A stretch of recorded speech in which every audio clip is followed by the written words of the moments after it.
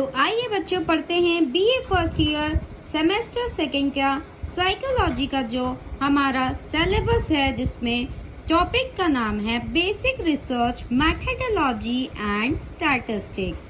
तो सबसे पहले हम लोग देखेंगे हमारा पहला यूनिट मेजरमेंट, जिसमें हम सबसे पहले जानेंगे कि नेचर ऑफ साइकोलॉजिकल मेजरमेंट।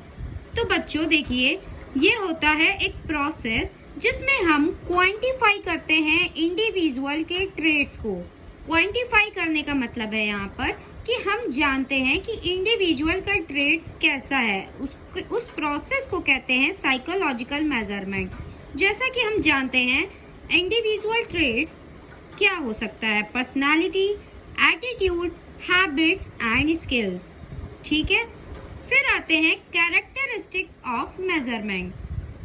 तो कैरेक्टरिस्टिक्स ऑफ मेजरमेंट हमारा होगा विजिबिलिटी, जो कि इजीली देखा जा सकता है। क्वांटिटेटिव यानी नंबर्स के टर्म्स में होता है। इजी टू अंडरस्टैंड, हम आसानी से समझ सकते हैं।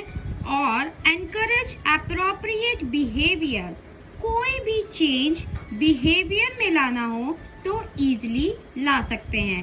तो ये हमारा हो गया नेचर और कैरेक्टरिस्टिक्स ऑफ मेजरमेंट। अब हम पढ़ेंगे फंक्शन ऑफ मेजरमेंट। बेसिकली बच्चों, मेजरमेंट के 3 फंक्शन होते हैं, prognosis, diagnosis and research. Prognosis, what is prognosis? तो बच्चों, prognosis is where we know कि व्हाट अ पर्सन और अ स्टूडेंट कैन डू। ठीक है, इसमें हम फ्यूचर अचीवमेंट्स को प्रेडिक्ट करते हैं कि एक बच्चा क्या कर सकता है या एक पर्सन क्या कर सकता है। इसमें भी हमारे 3 स्टेजेस में बटे हुए हैं। तो आइए देखते हैं वो 3 स्टेजेस। जैसा हमने यहाँ लिखा है कि prognosis function, what a person can do or to predict future achievements. This function identify the level of students with regards to certain characteristics or tell the difference among people performance. The prognosis has administrative function. तो कैसे हम ये जानेंगे कि अब एक person का future achievement कैसे हो सकता है? तो इसके लिए हमने 3 स्टेजेस में इसको डिवाइड किया है पता लगाने के लिए, सिलेक्शन, गाइडेंस एंड ग्रेडिंग। सबसे पहले देखते हैं सिलेक्शन।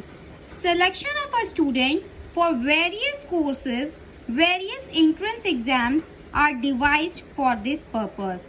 जैसा कि हम किसी भी कोर्स को अगर चुनते हैं तो उसके लिए सबसे पहले हम सिलेक्शन करते हैं, यानी कि हम पहले सेलेक्ट करते हैं दूसरे एंट्रेंस एग्जाम्स को देकर, उसको क्वालिफाई कर कि हम वो कोर्स कर सकते हैं या नहीं।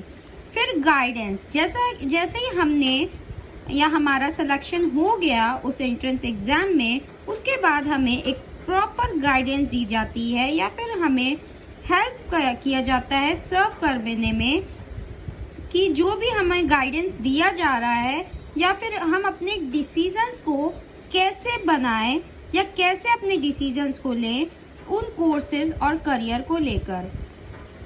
उसके बाद हमें ग्रेडिंग दी जाती है असाइन करके रैंक्स को, जिसको हम एग्ज़ाम रिजल्ट के तौर पर भी जानते हैं।